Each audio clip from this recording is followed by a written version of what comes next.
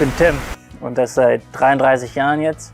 Bin in Marburg geboren, in Mitteldeutschland, aufgewachsen und eigentlich so seit ich 12 bin viel unterwegs gewesen. Viel allein in Europa, also auch schon mit 12, mit 13, 14, 15. Bin dann mit 16 nach Amerika gegangen, habe ein Jahr in Amerika gelebt, zurück nach Deutschland, dort Abitur gemacht, 2008 und bin danach zu den Hochgebirgsjägern zum Militär gegangen. Ja, wenn es ja hier um Gründung geht, muss ich zugeben, dass ich schon immer wusste, dass ich irgendwann gründen werde und dass ich irgendwann selbstständig werde. Also ich komme aus einer Unternehmerfamilie, habe das am Küchentisch mitbekommen, die Diskussionen über die Bilanzen und über die Mitarbeiter und über die Schwierigkeiten und die Kunden, und es war also auch von meinen Eltern irgendwie gefördert. Die hatten mich daran einfach viel teilhaben lassen. Aber nach dem Abitur, da sitzt man ja viel. Also im Abitur, da muss man ziemlich viel sitzen. Und als aktiver Mensch war mir das etwas viel, und dann bin ich zu den Gebirgsjägern, um dort mal richtig was anderes zu machen. Bin ausgebildet worden zum Hochgebirgsjäger, hätte auch nach Afghanistan verlegen sollen. Das ist dann aber anders gekommen, und damit fängt eigentlich die Berg-über-Kopf-Geschichte an. Also ich war Leistungssportler, ich war fit wie ein Turnschuh, war auf jedem Gipfel und das gerne. Also sie sind stellenweise 100 Kilometer die Woche gerannt, also gejoggt, nur zum Training, und zusätzlich Bergsteigen und Klettern und Mountainbiken, und dann kommt der Helikopter und noch eine Bergrettungsübung. Und ich war wirklich fit, war im Wettkampfteam bei den Gebirgsjägern, um dort die deutschen Gebirgsjäger international auf Militärwettkämpfen zu vertreten. Habe dafür trainiert und bin schwer gestürzt, bin schwer verunglückt mit Skiern, lag im Koma, und das war's. Da war es erstmal vorbei. Dunkelheit, dann irgendwann Licht, Krankenhaus, und nicht verstanden, was da los ist. Dann irgendwann verstanden, aber das dauert leider Wochen, bis man das versteht, dass das passiert ist und nicht mehr rückwärts passiert.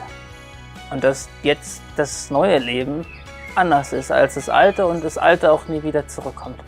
Also ich hatte ein schweres Schädel-Hirntrauma mit Gehirnblutung, und das dauert leider, bis es irgendwann wieder wird. Aber es wurde. Und ich habe zu mir immer gesagt, I wanna live. Das ist das Gegenstück. Ich habe immer gesagt, ich will aber noch leben. Ich habe noch so viel zu erledigen.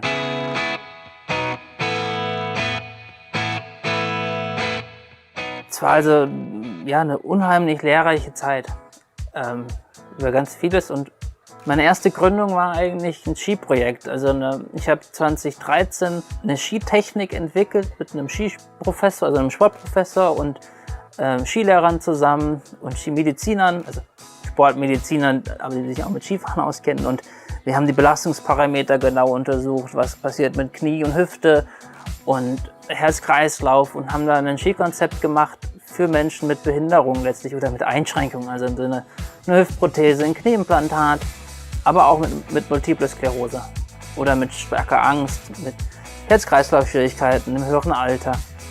Und da habe ich die ersten Lehrgänge dazu durchgeführt, auch so schon 2012, 2013, 2014.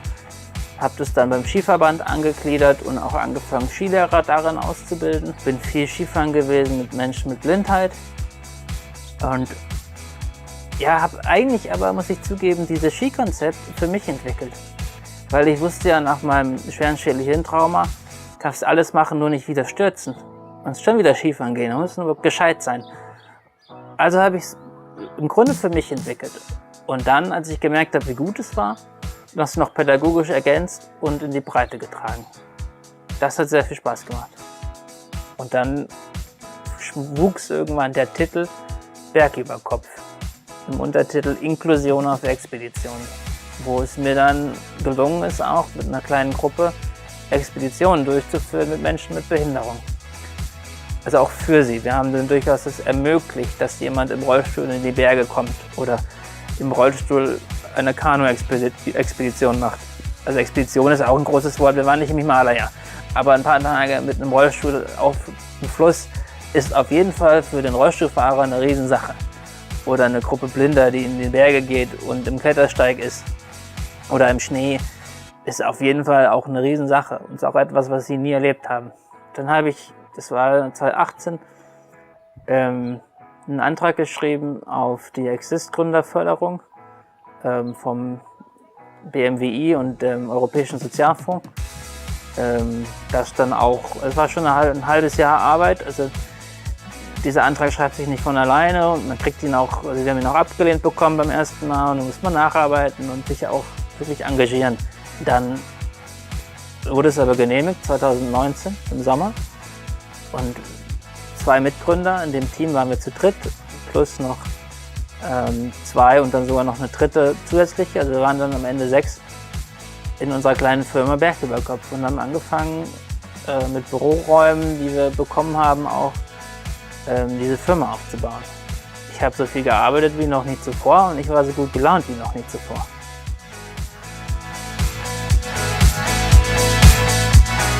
Wir hatten die Papiere vom Notar vorbereitet. Wir wollten eine G GmbH gründen, eine gemeinnützige GmbH. Das war vom Finanzamt auch schon genehmigt, die Gemeinnützigkeit. Wir hatten alles vorbereitet. März 2020. Das ist perfektes Timing. Dann kam Corona. Und nichts macht ja so erfolgreich Terminkalender leer wie Corona. Alle Aktivitäten, die wir geplant hatten, alle Kunden, die wir schon akquiriert hatten und wir mussten alles absagen, es hat alles nicht funktioniert. So. Und das war natürlich auf einer anderen Ebene auch sehr frustrierend. Weil wir hatten so viel Energie, auch in unserer kleinen Firma. Ich habe viel reingegeben und die anderen sicher auch. Aber dann wir haben im Außen immer gewirkt. Aber Corona hat uns das Außen genommen. Es gab das Außen nicht mehr, wo wir hätten wirken können. Also es sind nacheinander, von den 6 sind sie einzeln gegangen, in andere Anstellungsverhältnisse.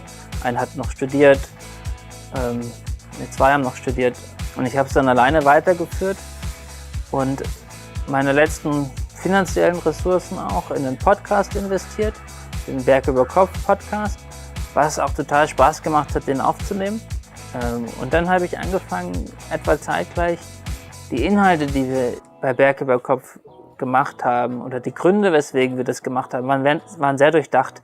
Also es ist sehr wenig zufällig passiert. Also wir wussten genau, warum wir Menschen mit geistiger Behinderung mit Informatikern mischen und die gemeinsam was tun lassen. Also da war sehr viel durchdacht drin und das habe ich dann explizit gemacht.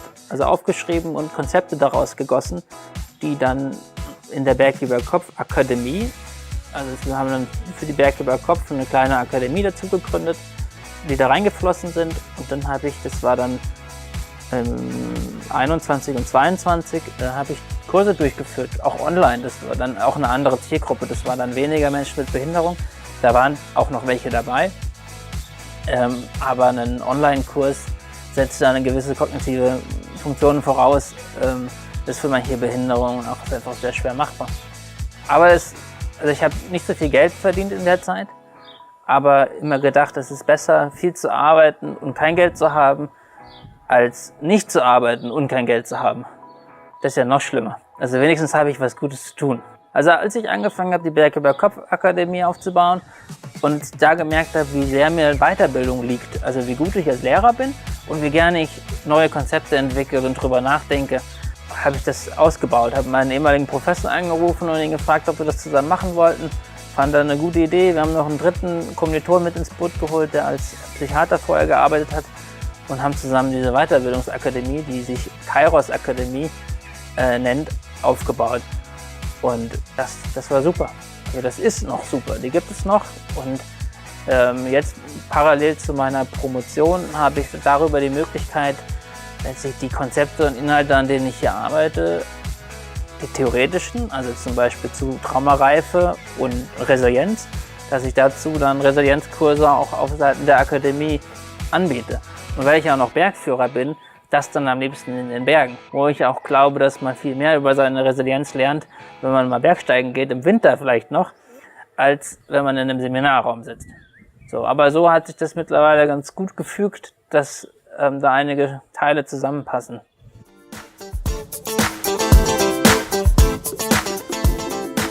Ich entwickle enorme Energien, wenn ich was selber machen darf und meine Selbstwirksamkeit spüren darf und ich kriege schlechte Laune, wenn ich das nicht tue.